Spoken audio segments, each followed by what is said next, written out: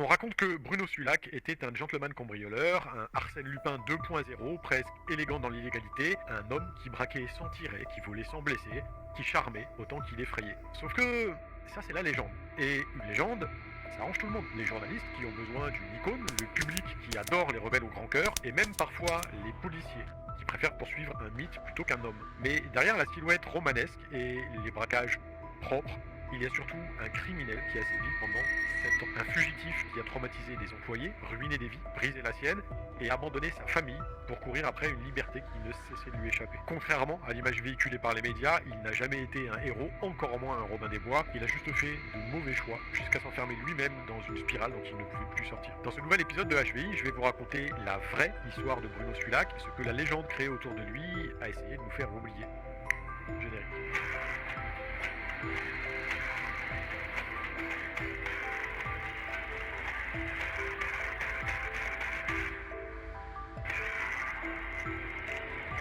En mai 1978, Bruno Jean Sulac a 22 ans et il sert depuis 2 ans dans l'un des régiments les plus prestigieux de l'armée française, le 2e régiment étranger de parachutistes de la Légion étrangère, basé à Calvi en Corse. C'est une unité d'élite, parachutisme combat rapproché, mission de haute intensité, seuls les meilleurs y sont affectés, et il en fait partie. Sportif accompli, doté d'une mémoire exceptionnelle et d'une discipline de fer, Bruno excelle dans tout ce qu'on lui enseigne et accumule même les records, notamment en chute libre. Son engagement dans la Légion n'est d'ailleurs pas un hasard, c'est une tradition familiale, un héritage qu'il porte avec fierté. Son père, Stanislas Sulac, est un ancien légionnaire, un héros de guerre qui a combattu en Indochine dans les années 50 et en est revenu avec un bras en moins, mais bardé de décorations. Un homme dur et profondément marqué par son vécu militaire, mais très respecté, et en même temps, bonne chance à celui qui essaye de manquer de respect à un légionnaire. Pour Bruno, suivre les traces de son père n'était donc pas qu'une ambition, c'était une dette d'honneur. Il s'est d'ailleurs engagé sous le faux nom de Bernard Souchon, parce qu'à l'adolescence, il a été condamné à 4 mois de prison ferme pour avoir volé une mobilette, mais la Légion accepte les hommes avec un passé trouble, surtout s'il s'agit de petits délits, et leur offre une nouvelle identité à condition qu'ils prouvent leur valeur, ce que Bruno a largement prouvé pendant ces 2 années. En ce mois de mai 1978, il obtient une permission pour un week-end, quelques jours de repos bien mérités après des semaines d'entraînement intensif. Toutefois, ses supérieurs sont clairs, il ne doit pas quitter la Corse, il doit rester sur l'île pour être à portée de rappel si besoin. Seulement, ça fait des semaines que Bruno n'a pas vu sa famille, et l'envie de rentrer à Marseille, ne serait-ce que pour embrasser sa mère, dont il est très proche, est devenue trop forte. Il se dit que personne ne remarquera son absence. Après tout, vous savez qu'un week-end, Marseille, ça n'est pas si loin que ça, et puis ça ne changera rien. Il sera de retour avant même que quiconque se rende compte de quoi que ce soit. Il prend donc le ferry pour le continent, direction Marseille. Le samedi et le dimanche se passent tranquillement, entre repas en famille, rires et retrouvailles. Bruno savoure pleinement ces quelques heures de normalité loin de la caserne. Malheureusement, le week-end terminé, c'est la catastrophe au moment de retourner en Corse parce qu'il rate le dernier ferry en partance pour l'île, puis le dernier avion. Bruno sait qu'il va être en retard et qu'une punition l'attend à son retour, mais il ne panique pas pour autant en se disant que quelques jours au trou, ça n'est pas si grave, il a déjà connu pire. Le lundi matin, il essaye donc d'appeler la caserne pour prévenir de son retard et s'expliquer, mais personne ne décroche. Étrange. Il réessaye plusieurs fois dans la journée, toujours rien, et c'est à ce moment-là que Bruno allume la télévision et qu'il comprend le pourquoi de ce silence. Son régiment, le 2e REP, a été mobilisé en urgence dans la nuit de vendredi à samedi et envoyé au Zaïre, actuelle République démocratique du Congo, pour une opération militaire de sauvetage baptisée Bonite. Le 13 mai 1978, environ 4000 rebelles katangais ont pris d'assaut la ville minière de Kolwezi, située au cœur d'une région riche en cobalt et en cuivre. Ce faisant, ils ont massacré des centaines de civils, dont environ 170 Européens. Le président français Valéry Giscard d'Estaing a alors ordonné une intervention en solo. Le 2e REP a décollé dans la nuit du 17 au 18 mai depuis la base de Solenzara en Corse, et le 19 mai 1978, 405 parachutistes ont sauté sur Kolwezi pour libérer les otages. 250 autres ont sauté le lendemain matin. Au terme de l'opération, plus de 2000 Européens ont été sauvés, mais 5 légionnaires ont été tués au combat et une vingtaine d'autres ont été blessés. Certains camarades de Bruno sont morts, d'autres sont revenus mal en point, mais de retour en France, ils étaient tous des héros. Et lui était absent, parti à Marseille, et pendant qu'il mangeait chez ses parents, ses frères d'armes se battaient au péril de leur vie. Pour Bruno, c'est un gros choc. Il n'a pas simplement désobéi aux ordres, il a aussi sûrement raté l'occasion de sa vie, celle de se couvrir de gloire, de prouver sa valeur au combat et de devenir un vrai légionnaire aux yeux de tous, à commencer par son père. Pire encore, au sein de la Légion, il n'est pas juste un soldat en retard, il est maintenant un déserteur, parce qu'en étant introuvable au moment où son régiment partait en opération de guerre, il a franchi la ligne rouge. Bruno sait que s'il retourne à la caserne, il sera immédiatement arrêté, traduit en cour martiale et condamné pour désertion. Son honneur, celui qu'il avait voulu préserver en suivant les traces de son père, vient de partir en fumée. Quant à son identité militaire, celle qu'il s'était construite à la sueur de son front, elle n'existe plus. Sa carrière, ses rêves, tout s'effondre en quelques heures. Bruno Stulac, le brillant légionnaire parachutiste, vient de disparaître. Et pour survivre sans identité, sans avenir, sans rien, il va lui falloir de l'argent. Beaucoup d'argent. Entre mai et octobre 1978, Bruno vit caché, dans la peur constante d'être arrêté pour désertion. Il change régulièrement de lieu, dort chez des amis, évite les contrôles de police et ne peut plus utiliser son véritable nom sans risquer d'être repéré. C'est une existence précaire et étouffante. Chaque jour ressemble au précédent. Bruno ne peut faire qu'attendre et se cacher. Il ne vit plus vraiment, il survit et surtout, l'argent commence cruellement à manquer. Sans identité légale, il lui est impossible de travailler, d'avoir un salaire ou juste de vivre normalement. Bruno se retrouve donc piégé dans une spirale dont il ne parvient pas à s'extraire. Mais il n'est pas seul dans sa galère parce qu'il a une compagne, Patricia, qui est d'ailleurs enceinte de leur premier enfant, une petite fille qui doit naître dans quelques mois. Une heureuse nouvelle qui rend toutefois la pression que subit Bruno insoutenable.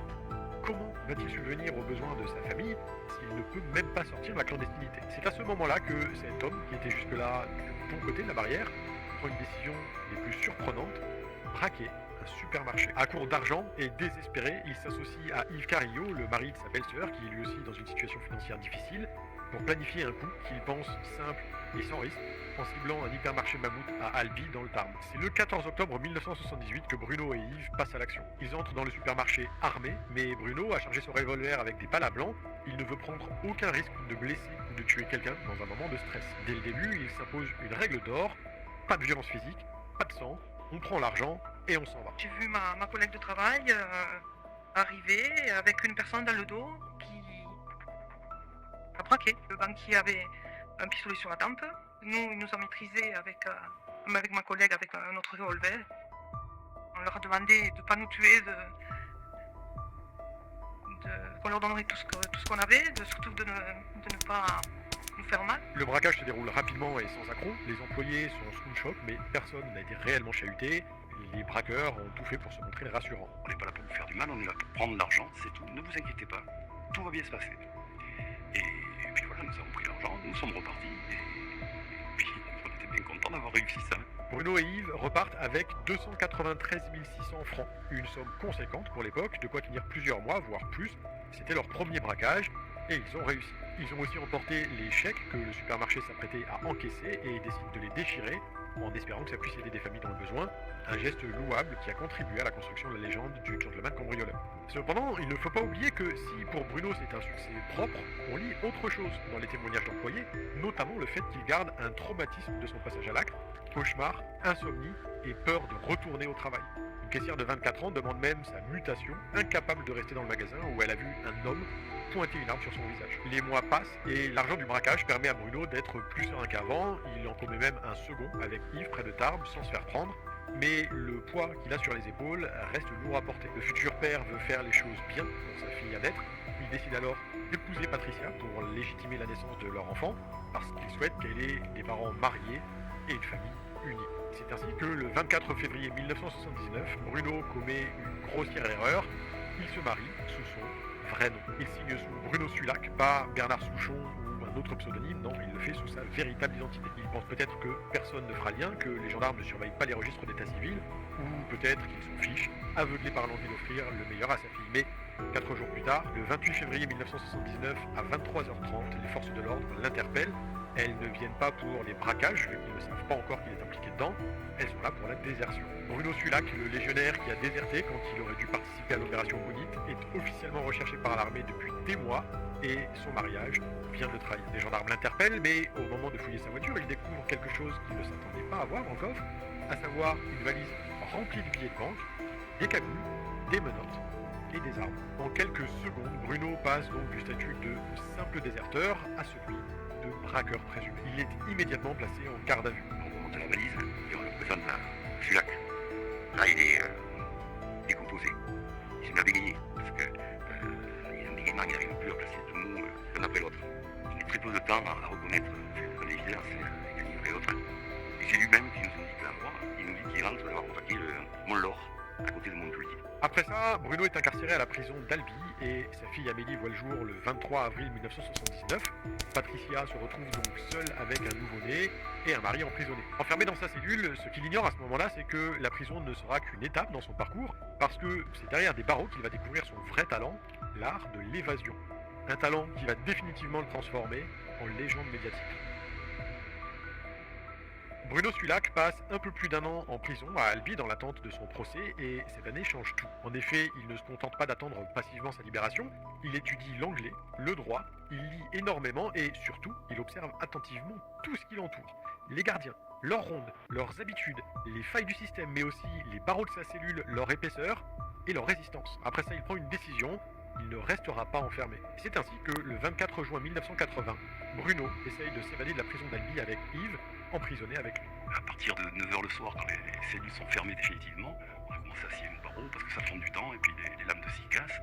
On a réussi à sortir, on avait un top. Moi j'entendais nos amis qui étaient de l'autre côté disant bon c'est bon, on est en place nous. Et là, Bruno a lancé le top en disant bon envoyez. Ils ont envoyé la corde. On est sorti de nos cellules, on est parti en courant dans les chemins de ronde. Seulement, une fois arrivés près du mur d'enceinte, les deux détenus sont rattrapés par les surveillants, et si Bruno parvient à passer de l'autre côté non sans mal, Yves, lui, n'y arrive pas à temps, et il se fait cueillir par les matons, ce qui lui vaudra 45 jours de mitard. À l'âge de 24 ans, Bruno a pour sa part réussi à s'évader, mais une fois libre, il sait qu'il ne peut plus vivre comme avant parce qu'il est désormais un fugitif recherché par toutes les polices de France. Pour financer sa cavale, il reprend donc les braquages, mais plus vraiment pour soi-disant entretenir sa famille, vu qu'il abandonne purement et simplement sa femme et sa fille de 14 mois. Les sources ne font pas mention d'un divorce, mais indiquent qu'après son évasion, il ne reviendra jamais les voir. C'est à cette époque qu'il rencontre Thalie, une jeune femme de bonne famille.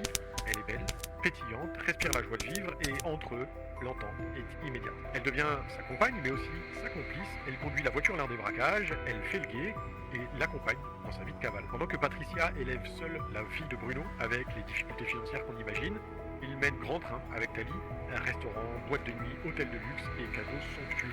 L'argent des braquages finance leur romance.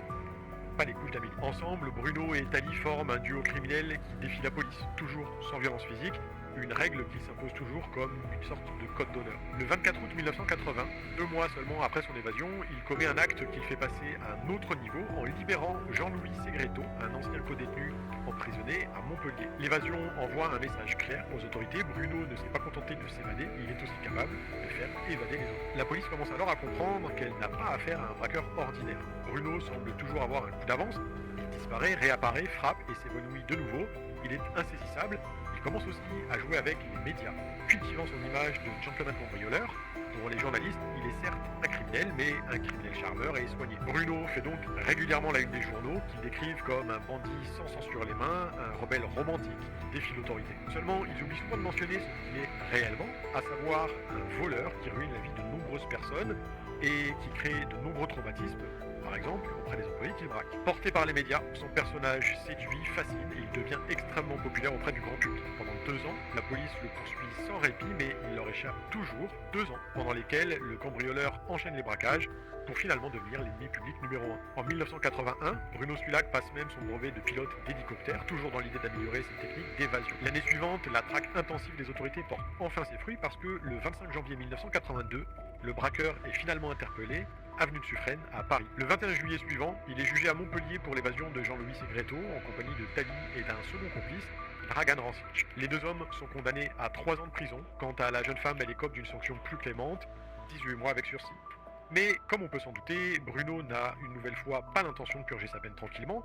Peu après, lors d'un déplacement pour son audition dans le bureau d'un juge concernant une affaire de chèques sans provision, il profite d'une opportunité en or. Alors qu'il est ramené en train de Montpellier à Lyon sous la garde de 5 gendarmes, 2 complices du braqueur les neutralisent, leur prennent leurs armes et s'enfuit en courant avec Bruno. Une autre évasion digne d'un film hollywoodien qui fait immédiatement les gros titres. Bruno n'est plus seulement un braqueur, il est devenu le maître de l'évasion, l'homme qui nargue la police française à répétition. Et pour les autorités, le cauchemar ne fait que commencer.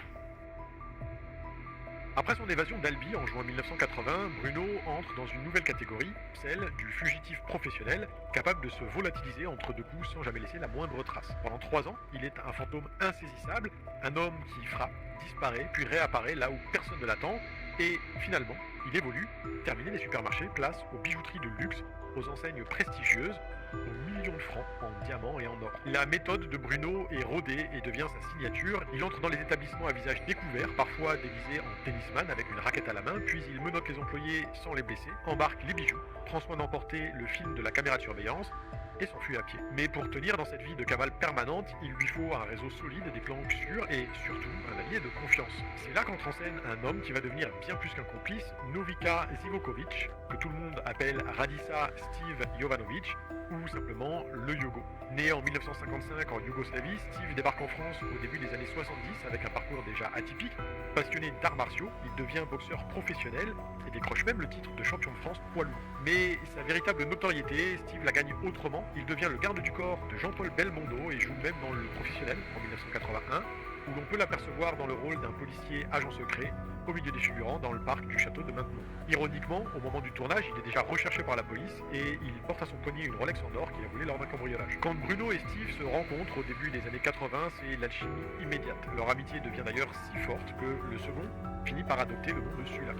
Désormais, il sera connu sous le pseudonyme de Steve Sulak et ensemble, ils forment un duo particulièrement habile qui va terroriser les plus grandes bijouteries de France. En janvier 1983, ils réalisent l'un de leurs plus gros coups en braquant la bijouterie Van Gogh, rue de Caumartin à Paris, ce qui leur permet de rafler 13 millions de francs. Le contexte rend l'exploit encore plus fou parce qu'à ce moment-là, le président François Mitterrand et le chancelier Helmut Kohl défilent à 2 pas pour célébrer le 20e anniversaire du traité franco-allemand sous la protection d'un imposant service de sécurité. Tout Paris est blindé de policiers et de gardes et pourtant, Bruno et Steve passent entre les mailles du filet comme si de rien n'était. La semaine suivante, ils s'attaquent à la bijouterie Cartier, avenue de Montaigne. Ils ont dévalisé le coffre, plus de vitrines latérales et on évalue sûrement à plus d'1 milliard de centimes jusqu'à maintenant. Je suis arrivée dans un chantier épouvantable, toute la boutique, enfin la joaillerie quartier qui était avenue Montaigne, était toute en dessus-dessous et surtout il y avait des gens qui étaient dans un état émotionnel terriblement difficile. Après ça, la presse s'emballe toujours plus et le surnomme l'Arsène Lupin des temps modernes ou encore le champion de la cambriole. Bruno est devenu un fugitif hyper médiatisé, alors le commissaire Georges Moréas de l'Office central de la répression du banditisme est à présent chargé de l'arrêter à temps plein. C'est le début d'une traque acharnée, mais aussi d'une relation étrange, presque amicale, entre le policier et le criminel, parce que pendant ces cavales, Bruno se permet quelque chose d'incroyable, il téléphone au commissaire Moréas, régulièrement. Moréas, tu me reconnais? Lors de ses coups de fil, il parle de tout, de cinéma, de femmes, de la vie, et Bruno commande parfois ses propres coups. Il donnera d'ailleurs un rendez-vous à Georges en lui faisant promettre de venir seul, mais il ne s'y présentera pas. Georges de son côté développe une forme de respect pour cet homme qu'il défie avec intelligence et panache, sans jamais verser dans la violence gratuite. Il le qualifie même d'aventurier. Mais si poli soit-il, le commissaire n'en oublie pas pour autant le travail qu'on lui a confié. Arrêter Bruno Sulak, un ennemi public numéro 1 que beaucoup admirent en secret, et il faut dire qu'en plus d'être aidé par les médias, il entretient le mythe du gentleman cambrioleur avec un grand soin. Lors d'un braquage de bijouterie, une cliente essaie une bague quand Bruno entre dans l'établissement avec Steve et plutôt que de l'emporter avec le reste du butin, il s'approche de la femme terrorisée, puis il lui enfile délicatement la bague au doigt avec un sourire enjôleur avant de filer. Un autre jour, il croise une SDF sur les marches du métro, lui offre un bouquet de violettes, puis lui remet 10 000 francs en billets de 500. Ces gestes qu'on pourrait presque croire inventés pour entretenir la légende sont pourtant bien réels et ils ont été documentés. Bruno joue avec son image, cultive son personnage et les médias en redemandent, presque ravis à chaque nouveau braquage.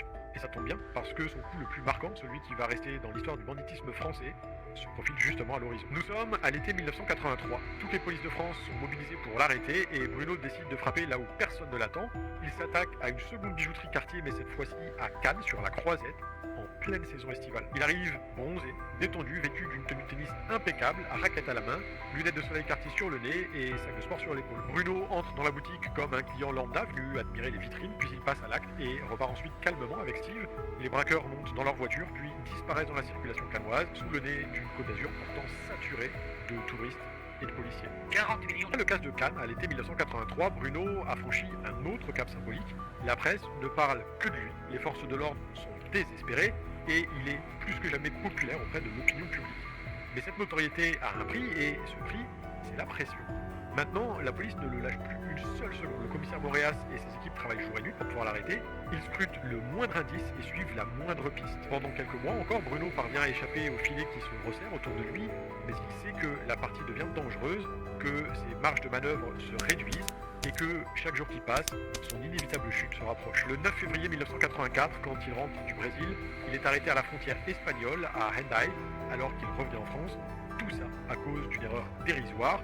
La voiture dans laquelle il circule a été déclarée volée. Un contrôle de routine, un passage de papier dans l'ordinateur, et voilà. Les douaniers qui interpellent Bruno ne le reconnaissent pas parce qu'il a des faux papiers et il manque même d'être remis en liberté sous caution, mais il est finalement placé en détention provisoire à Bayonne. Bruno Sulac, l'ennemi public numéro 1, celui qui a échappé à la police pendant des années, vient de se faire arrêter parce qu'on lui a refilé une voiture volée sans même qu'il ne soit au courant. C'est ballot, hein. 2 ou 3 semaines plus tard, les forces de l'ordre se rendent compte qu'il a été coincé. Il est donc rapidement transféré à la prison de Gradignan, près de Bordeaux, dans un établissement pénitentiaire réputé sécurisé. Steve, de son côté, est toujours libre et il n'a aucunement l'intention d'abandonner son ami. Alors, dès qu'il apprend que Bruno est enfermé à Gradignan, il commence à planifier son évasion en prévoyant d'utiliser un hélicoptère. Le plan est simple sur le papier, louer l'appareil, forcer le pilote à se poser dans la cour de la prison, faire monter Bruno à bord et disparaître avant que quiconque ne puisse réagir. C'est dingue, c'est risqué, mais ça peut fonctionner. Steve prépare tout, les faux papiers, le plan de la prison, le timing et les contacts. Il est déterminé, concentré et prêt à tout pour sortir son ami de cellule. Cependant, cette fois les choses vont être différentes. En effet, la police de l'air et des frontières a été informée par le PDG d'une société de location d'hélicoptères qui a eu un doute sur le billet d'acompte qu'on lui a fourgué. L'homme a d'ailleurs précisé que le plan de vol réservé comportait un passage au-dessus d'une prison. À partir de là, les autorités surveillent activement les locaux de son entreprise. Le 11 mars 1984, Steve se présente à la société de location pour récupérer l'appareil qu'il a réservé. Il est nerveux, mais reste confiant et surtout convaincu que dans quelques heures, Bruno et lui seront en sécurité quelque part, loin de la France. Mais en lieu et place d'un pilote, c'est la SRPJ de Bordeaux qui l'attend, des dizaines de policiers armes au poing. Steve comprend immédiatement qu'il est piégé. Une fusillade éclate alors et il tente de résister en sortant son arme pour tirer sur les policiers qui ripostent massivement. En quelques secondes, tout bascule. Steve Jovanovic, l'ancien garde du corps de Belmondo, l'homme qui avait pris le nom de Bruno tant leur amitié était profonde, s'effondre près de l'hélicoptère, touché par plusieurs balles. Il meurt sur place, à l'âge de 30 ans. Coïncidence folle, Steve est mort exactement comme le personnage de Jean-Paul Belmondo dans Le Professionnel, le film dans lequel il avait joué quelques années plus tôt. Quand Bruno apprend sa mort, quelque chose se brise en lui parce qu'il n'était pas juste un complice, il était comme un frère pour lui, un homme prêt à tout risquer pour lui jusqu'à mourir, abattu par la police en tentant de le faire libérer. Bruno est dévasté, submergé par la culpabilité et la colère, parce que sans Steve, il est seul, vraiment seul, pour la première fois depuis des années, et comme il le dira lui-même, sa liberté ne méritait pas ça. La chance insolente qu'il avait accompagnée pendant toute sa cavale semble désormais l'avoir abandonné. Le 20 mars 1984, 9 jours après la mort de Steve, Bruno comparaît devant la cour d'assises du Tarn à Albi. Il est jugé pour le tout premier braquage de sa carrière criminelle, celui d'octobre 1978. Il avait commis avec Yves dans un supermarché mammouth 6 ans plus tôt. Le 21 mars 1984, le verdict tombe. 9 ans de prison. Bruno écoute la sentence sans broncher, le visage fermé. Il sait que d'autres procès vont suivre pour les autres braquages et que la peine totale pourrait facilement monter à plusieurs décennies. Mais pour l'instant, direction Fleury-Mérogis, la plus grande maison d'arrêt d'Europe, un monstre de béton réputé infranchissable. Les mois passent lentement à Fleury-Mérogis. Bruno est brisé par la mort de Steve, rongé par la culpabilité, mais également habité par une obsession qui ne le quitte pas, s'évader. Après tout, il a déjà brillamment prouvé qu'il pouvait le faire, 2 fois, à Albi et à Montpellier, alors pourquoi pas une 3e fois. Mais cette fois, il sait que ça sera différent. À Fleury-Mérogis, la surveillance est maximale, les gardiens le connaissent, et tout le monde s'attend à ce qu'il tente quelque chose. Pourtant, Bruno ne renonce pas et n'a plus qu'une seule idée en tête, s'évader une 3e fois, sans savoir que ça sera la dernière. Un an s'est écoulé depuis la condamnation de Bruno à 9 ans de prison, 1 an qu'il est enfermé à Fleury-Mérogis, 1 an qu'il rumine. Bruno sait qu'il doit la jouer finement, patiemment et surtout trouver des alliés à l'intérieur même du système, et c'est exactement ce qu'il fait. Pendant des mois, il cultive des relations, échange des mots et observe, analyse. Il sait comment séduire, comment convaincre, et il fait croire aux gens qu'ils peuvent lui faire confiance. Et peu à peu, l'impensable se produit. Il parvient à corrompre Mark Medge, un gardien, et même Thierry Snitter, un sous-directeur stagiaire de la prison. Ouais, vous avez bien entendu, un sous-directeur de la prison. L'un des plus hauts responsables de l'établissement, censé garantir sa sécurité et empêcher les évasions, accepte de l'aider à s'évader. On ne sait pas exactement ce que Bruno leur a promis, même si certaines sources parlent de 4 millions de francs.